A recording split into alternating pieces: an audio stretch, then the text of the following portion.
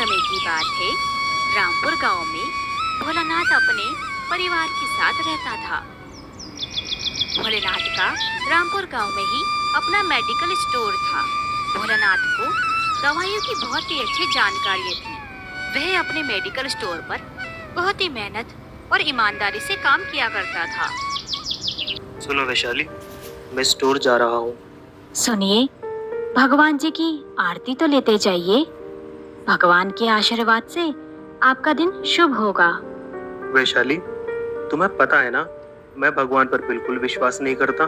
मैं सिर्फ अपने कर्मों पर विश्वास करता हूँ। मैं अपना काम ईमानदारी और मेहनत से करूँगा तो मेरा दिन अपने आप ही शुभ हो जाएगा।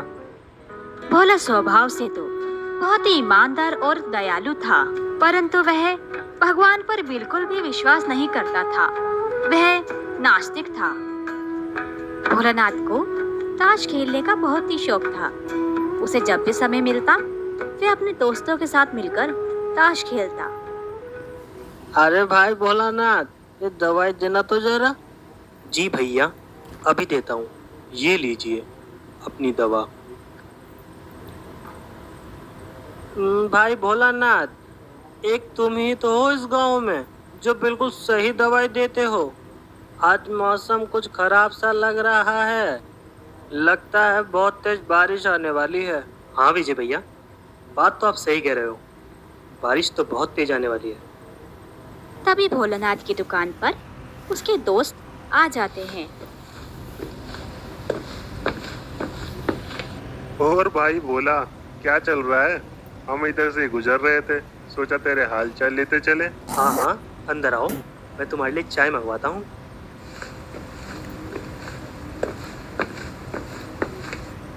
भोला के दोस्त उसके दुकान के अंदर आकर बैठ जाते हैं। भोला और उसके दोस्त आपस में बातचीत कर ही रहे होते हैं कि तभी भारी बारिश शुरू हो जाती है।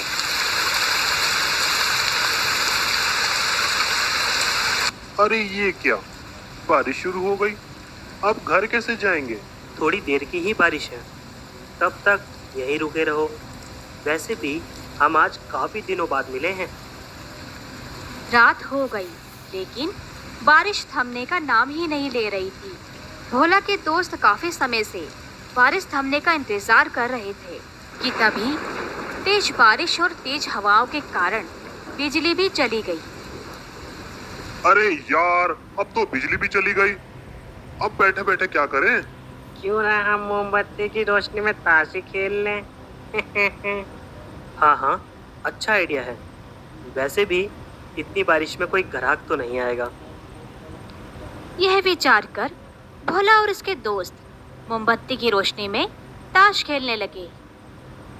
दूसरी तरफ भोला के ही गांव में एक लड़का था। उस रात उसकी माँ बहुत बीमार हो गई।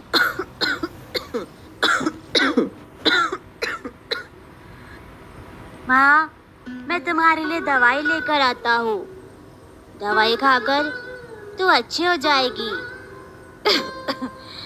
बेटा, बाहर बहुत तेज बारिश हो रही है। कहाँ इस बारिश में जाकर दवाई लाएगा? नहीं नहीं, तू बाहर मत जा। बारिश रुक जाए तब जाना। माँ, मैं बारिश रुकने का बहुत समय से इंतजार कर रहा हूँ, पर बारिश रुकने का नाम ही नहीं ले रही है। माँ, तुम चिंता मत कर, मैं जल्दी वापस आ जाऊंगा। तब वह लड़का बारिश में ही दौड़ता हुआ अपनी माँ के लिए दवाई लेने निकल गया।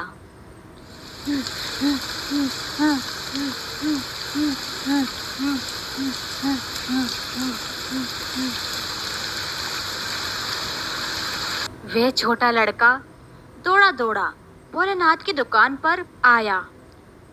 वह बारिश में पूरी तरह भीग चुका था। बाबूजी, मुझे ये वाली दवा दे दो। भोलानाथ अपने दोस्तों के साथ ताश खेलने में मगन था। उसने बच्चे की बात पर ध्यान नहीं दिया। बाबूजी, मेरी माँ बहुत बीमार है। सारी दुकानें बंद हो गई है। एक आप ही की दुकान खुली है। आप दवा देंगे तो मेरी माँ ठीक हो जाएगी बाबूजी।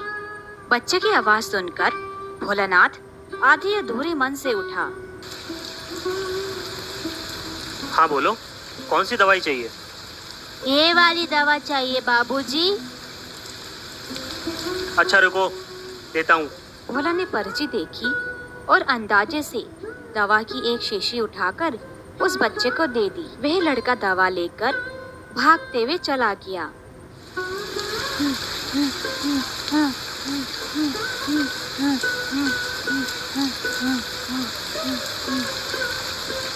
तभी बारिश भी रुक गई।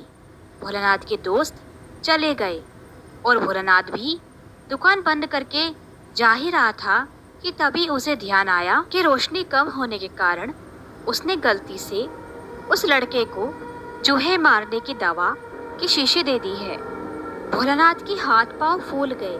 उसका दिल जोर जोर से धड़कने लगा। उसकी 10 साल की ईमानदारी और नेकी पर मानो जैसे ग्रहण लग गया हो। अरे ये मैंने क्या कर दिया? उससे इतनी बड़ी भूल कैसे हो गई? अगर उस बच्चे ने ये दवाई अपनी माँ को दे दी तो वो तो मर जाएगी। वो बच्चा भी छोटा है और वो तो दवाई का नाम पढ़ना तक नहीं जानता। अब मैं क्या करूं? मैं उस बच्चे का पता ठिकाना तक नहीं जानता। मैं कैसे उसकी माँ को बचाऊं? अब मैं क्या करूं? मुझे कुछ समझ नहीं आ रहा। मेरी गलती की वजह से वो बच्चा अनाथ हो जाएगा। भोलानाथ को कुछ सूझ नहीं रहा था। घर जाने की उसकी इच्छा नहीं हुई। वह बहुत दुविधा में था। भोलानाथ घबराहट में इधर उधर देखने लगा। तब भोलानाथ की नजर पहली बार दीवार के उस कोने पर पड़ी जहां उसके पिता ने जिद करके भगवान श्री कृष्ण की तस्वीर दुकान के उद्घाटन के समय लगाई थी। पिताजी, आप मेरी ये दुकान में